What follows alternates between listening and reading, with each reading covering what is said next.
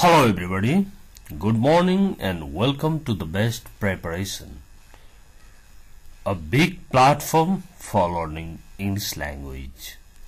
Please don't forget to subscribe this channel, share this video to your friends, like and comment. Now let's move on to today's lesson. आजको यस लेसनमा पर्छ पर्दैन हुन्छ हुँदैन जस्ता दैनिक जीवनमा नभई नहुने ग्रामेटिकल टर्म्सहरुको बारेमा स्ट्रक्चर्सहरुको बारेमा कुरा गर्न लागिरहेका छौं। हामी अहिले अंग्रेजीको धेरै कुरा जानिसकेको अवस्थामा छौं है। जस्तो हामीले देखेका छौं मस्ट भनेको पनि पर्छ, शुड भनेको पनि पर्छ, ought to भनेको पनि पर्छ, have to has to भनेको पनि पर्छ। अनि कस्तो पर्छ हो त यो, यसको बारेमा पनि आज डिफरेन्सेस के हो त हैन, हाउ आर दे डिफरेंट, तिनीहरु कसरी फरक छन् यसरी हेर्दै जाउँ है। have to भनेको पर्छ, don't have to भनेको पर्दैन। अब तपाईलाई कसैले बढी चाहिँ नियमहरुमा have to र don't have to, has to र doesn't have to को प्रयोग हुन्छ।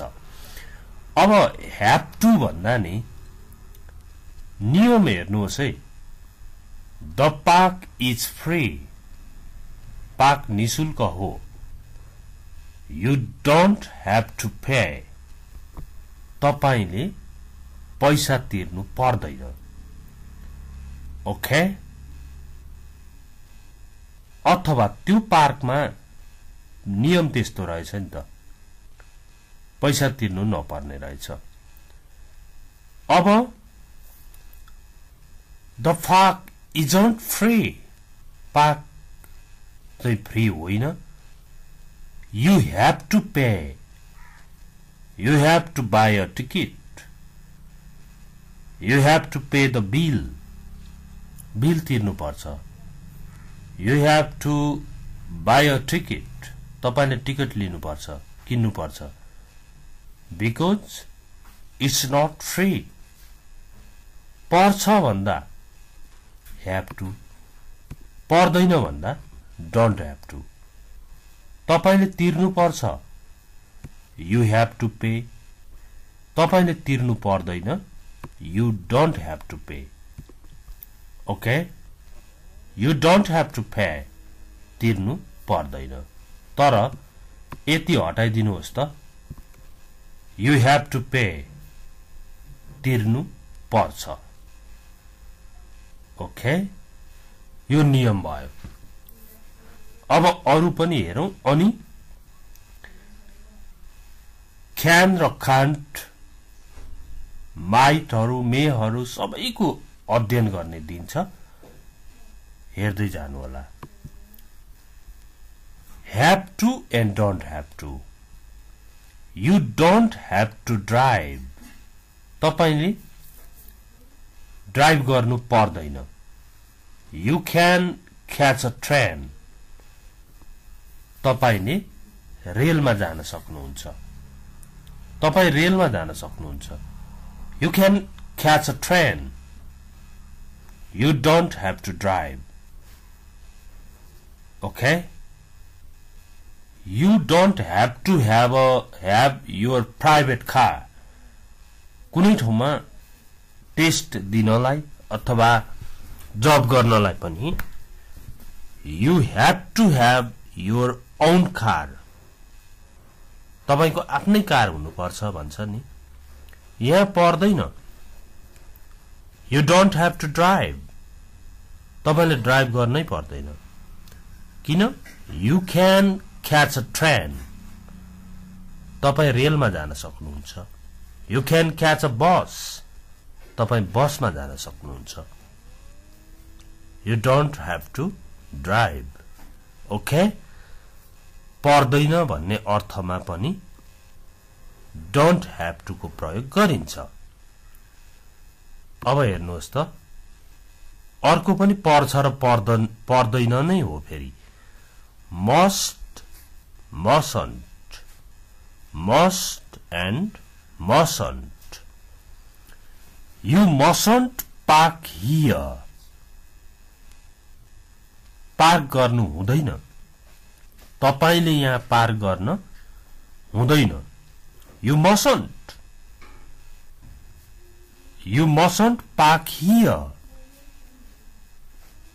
तपाईले यहाँ पार्क गर्नै हुँदैन. हुँदैन के? Is an emergency exit. यो आकस्मिक बाहिर निस्किने ठाउँ हो, बाटो हो. त्यसकारण that's why you mustn't park here. तपाईले यहाँ पार्क गर्नै हुँदैन. Is an emergency exit. emergency exit छ भने त्यहाँ कार पार्क गर्न मिलेन. mustn't यसलाई झनै कडा बनाइएको हो. तर अब don't have to park here पनि त हुन्छ नि. तर emergency exit मा पार्क गर्नु भनेको त अत्यन्तै नहुने नै काम आयो नि. mustn't. You mustn't park here. It's an emergency exit. फेरि must र mustn't. They must be out. They aren't answering the phone. अब कन्फर्म भएर भनेको हो यो. यहाँ हेर्नु त, तिनीहरू बाहिर नै हुनुपर्छ. तिनीहरूले फोन उठाइरहेका छैनन्. कुनै घरको अब ल्यान्डलाइनको फोनको कुरा हो यो. फोन बिहान गर्दा नि उठाएन, भरे गर्दा नि उठाएन, भरे गर्दा नि उठाएन भनेपछि they must be out. तिनीहरू बाहिरै गएको हुनुपर्छ. They aren't answering the phone. तिनीहरू फोन उठाइरहेका छैनन्. They aren't answering the phone. So I can say they must be out. तिनीहरू बाहिर हुनुपर्छ. अथवा they mustn't be at home. तिनीहरू घरमा हुनै सक्दैनन्. Why? Because they aren't answering the phone. Okay. Next. Must or mustn't. Have to or don't have to. फेरि must or mustn't हेर्नु है.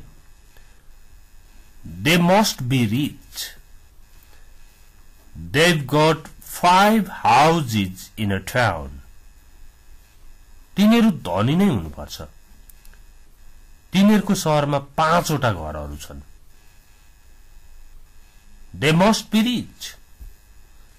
अब 5 वटा बिल्डिङ शहरमा भएपछि त्यो धनी हुनै पर्छ भन्ने बुझिन्छ. They must be rich. They've got 5 houses in a town. तिनीहरूको शहरमा 5 वटा घरहरू छन्. So I can say they must be rich. तिनीहरू धनी हुनै पर्छ. धनी नै हुनुपर्छ. Okay? Must and mustn't. Now अर्को आयो should and shouldn't. You shouldn't smoke. It's bad for your health. Should ले सल्लाहको रूपमा गर्छ. have to must ले गर्नै पर्ने कुराहरू बताइरहेको हुन्छ. पर्छ चाहिँ पर्छ नै हो. don't have to पर्दैन हो. mustn't पनि पर्दैन हुँदैन हो. तर you shouldn't smoke. It's bad for your health. तपाईले धूम्रपान गर्नु हुँदैन. यो तपाईको स्वास्थ्यको लागि खराब छ. यो चाहिँ you should go to hospital. तपाई अस्पताल जानु पर्छ भनेको के हो? सल्लाह हो. सल्लाहको रूपमा चाहिँ should shouldn't बढी प्रयोग भइरहेको हुन्छ. You shouldn't smoke. It's bad for your health. Okay? Next. अब हेर्नुहोस् त. You shouldn't go swimming immediately after a meal.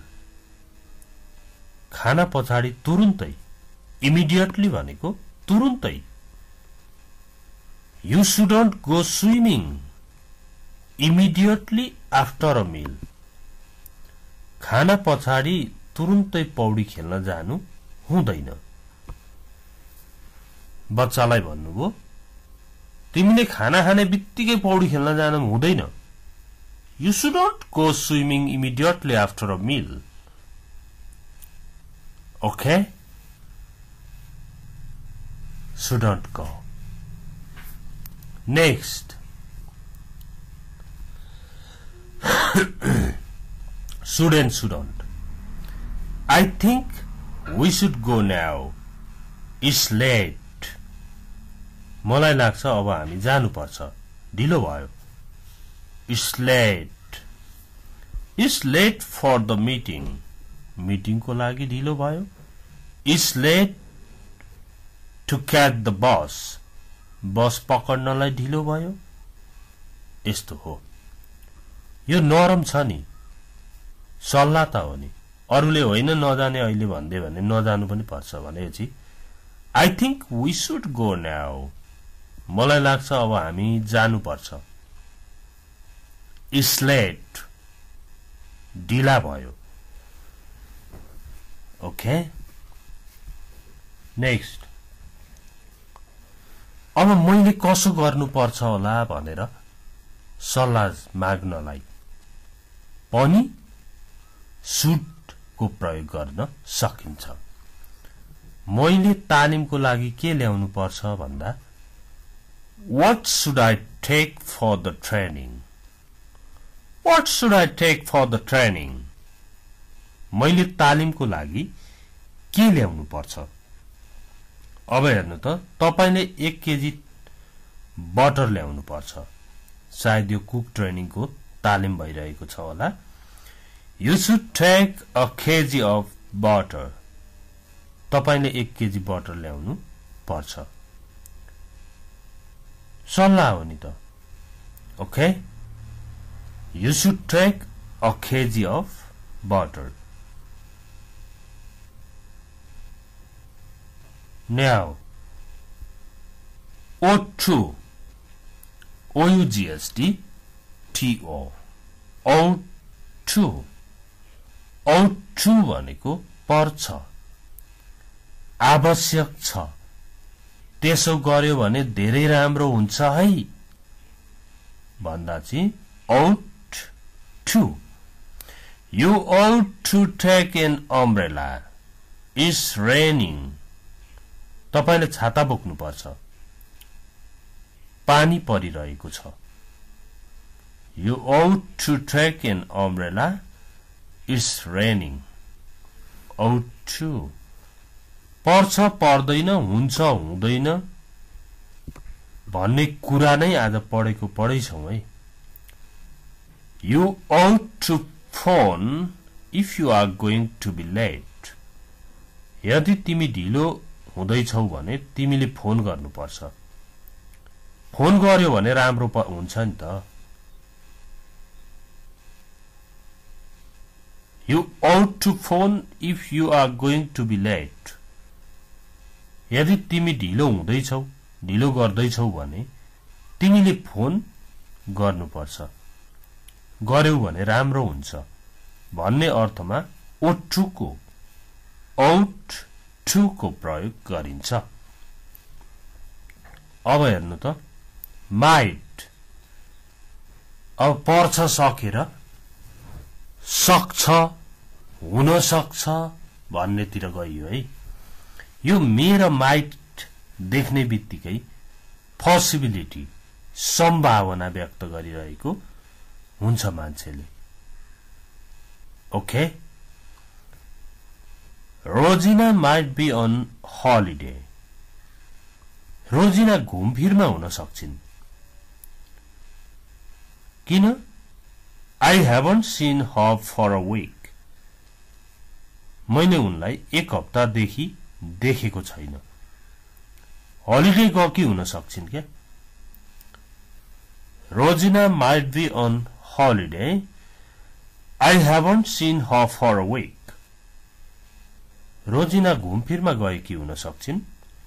मैले उनलाई एक हप्तादेखि देखेको छैन. सधैँ त्यहाँ आउँदा जाँदा घरमा देखिन्थ्यो, देखिएकी छैनन् भनेपछि बिरामी भएर सुतिरही पनि हुन सक्छिन्. तर तपाईको विचारमा तपाईकोले चाहिँ के सम्भावना देख्नु भएको छ? रोजिना माइट बी अन हलिडे. बिदामा गएकी हुन सक्छिन्. I haven't seen her for a week.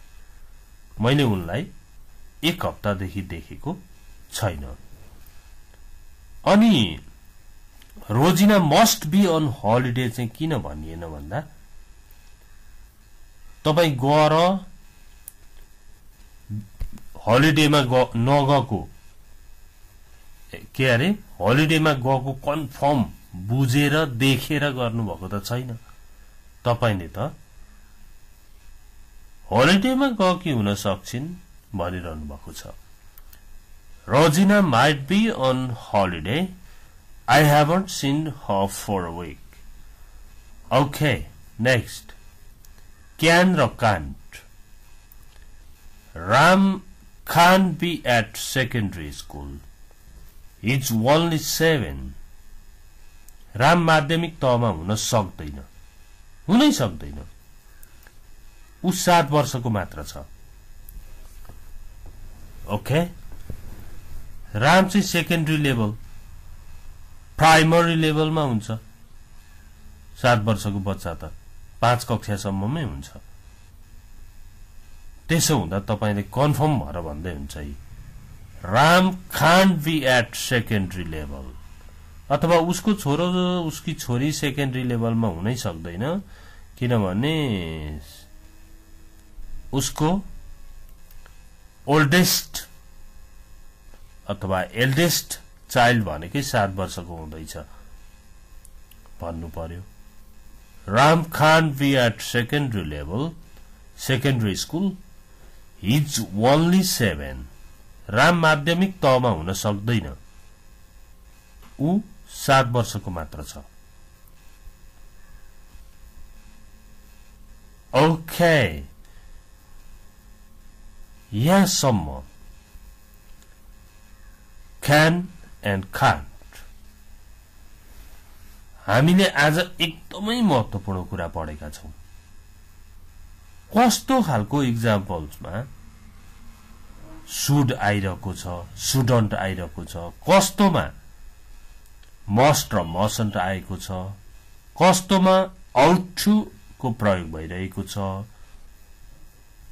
र कस्तोमा can can't हरुको प्रयोग भएको छ र कस्तोमा चाहिँ have to don't have to को प्रयोग भएको छ. फेरि पनि तपाईले एकपल्ट हेर्नुहोस्. कुनै तरिकाले डाउनलोड गर्नुहोस्, नोटमा टिप्नुहोस् अथवा रिपिट गरेर हेर्नुहोस्.